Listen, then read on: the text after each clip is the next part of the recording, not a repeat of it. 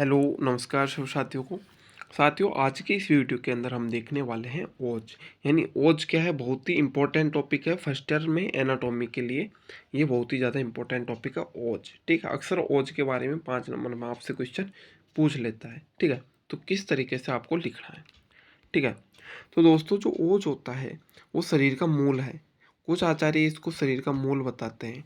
ये बहुत ही important topic है ओज। ठीक है, और यदि आपके शरीर से ओज खत्म हो जाता है तो आपकी मृत्यु हो जाती है। ठीक है, ऐसा भी कुछ आचार्य मानते हैं।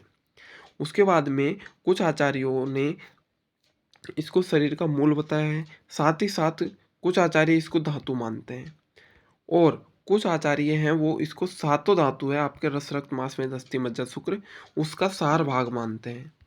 ठीक है, जो ओज है उसको धातु का सार भाग मानते हैं।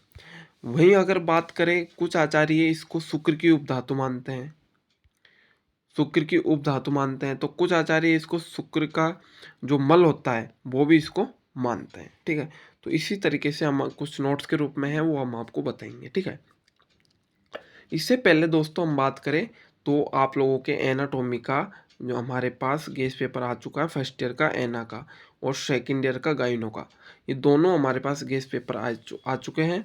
तो आप लोग यदि लेना चाहते हो गेस्ट पेपर तो व्हाट्सएप नंबर पर डायरेक्ट मैसेज करें और गेस्ट पेपर ले सकते हो।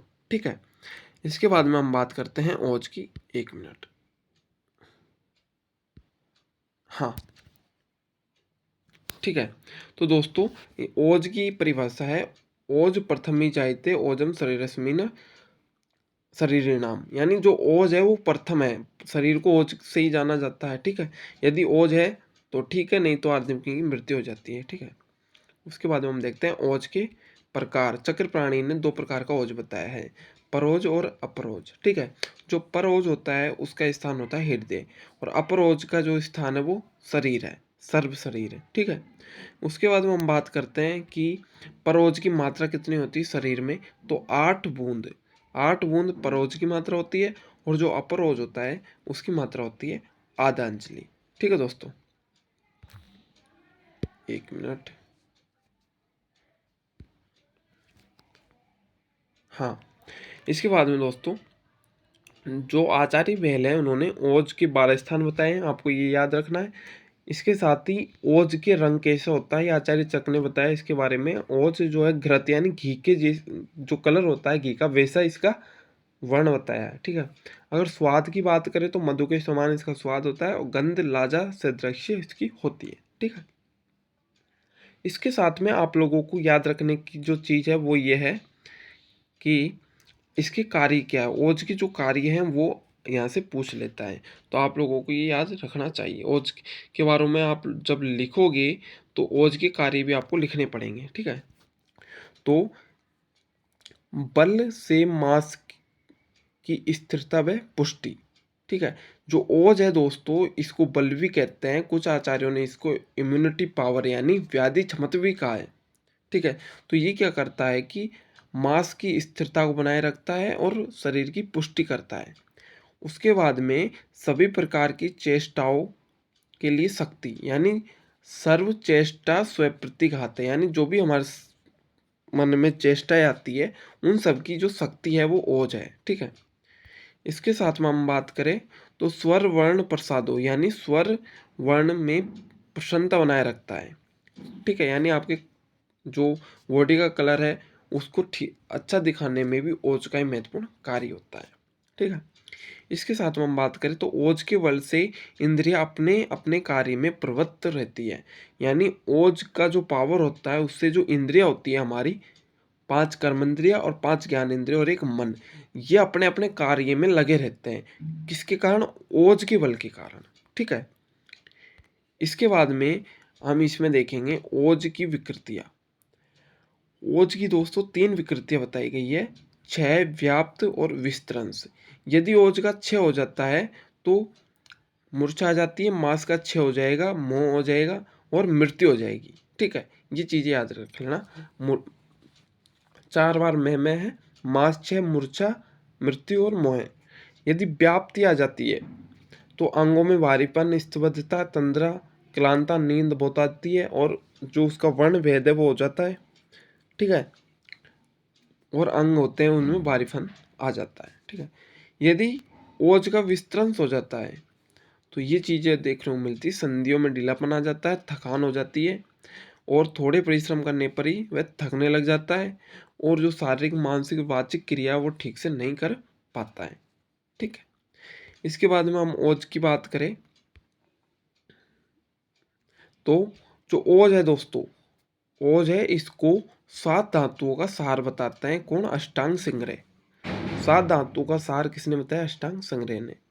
उसके बाद में हम बात करें, मन आपका टॉपिक नहीं है दोस्तों, सेकेंड ईयर का टॉपिक है ये, ठीक है।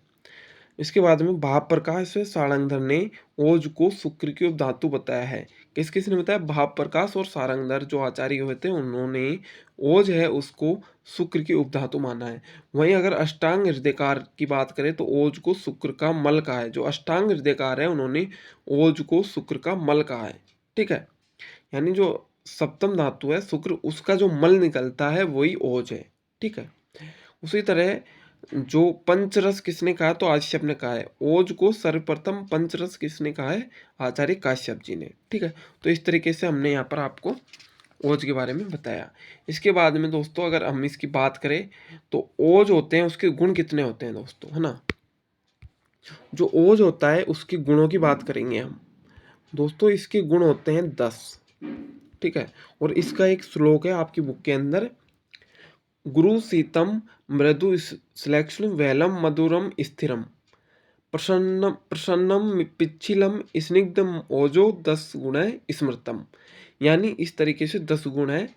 वो है गुरु यानी गुरु भारी होता है ओज, शीत यानी ठंडा होता है, मृदु होता है, श्लेष्म होता है, वैलम होता है और मधुर होता है, स्थिर प्रसन्न और पिच्छिल इसके साथ में स्निग्ध होता है। इस तरीके से जो ओज है उसके दोस्तों 10 गुण बताए गए हैं।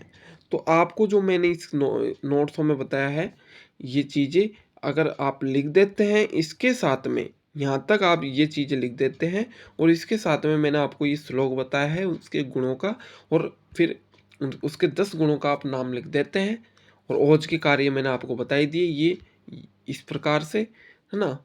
4 कार्य हैं मेन। अगर ऐसे आप लिखते हो आपके एग्जाम में तो आपके नंबर ओज में नहीं कटेंगे दोस्तों, और 5 नंबर में अक्सर ये क्वेश्चन पूछा जाता है, ठीक है साथियों। तो इसी के साथ ही दोस्तों एनाटॉमी का मैंने आपको पहले बता दिया, एनाटॉमी का गेस्ट पेपर है वो हमारे पास उपस्थित हो चुका है अभी से। यदि आप इंटरेस्टेड है और लेना चाहते हैं तो डायरेक्ट व्हाट्सएप पर मैसेज कर सकते हैं। इसके लिए एक छोटा सा कोर्स आपको पेड करना पड़ता है, उसके अंदर नोट्स मिलते हैं, गेस्ट पेपर मिलता है और आपको जिस क्वेश्चन में प्रॉब्लम है उसका सोल्यूशन मिलता है, एक्सप्लेनेशन मिलता है, ठीक है। वाई कॉल जैसे भी आप चाहे उस तरीके से। तो आपको एक छोटा सा जो पेड कोर्स है उसको परचेज करना है और आपका काम हो जाएगा। बाकी को जो हमारे पास गेस्ट पेपर है वो जैसे ही आएंगे हम आपको सूचित कर देंगे, या जिनने जो कोर्स है वो ले लिया है उनको हम ऑलरेडी एनाटॉमी का पेपर तो डाल चुके हैं, और जैसे ही और आने वाले पेपर हैं उनको हम डाल देंगे, ठीक है। मैसेज करने की ज़्यादा ज़रूरत नहीं है, जिन्होंने कोर्स परचेज कर लिया उनको जैसे हमारे पास आएगा हम आपको डाल देंगे, ठीक है साथियों। धन्यवाद।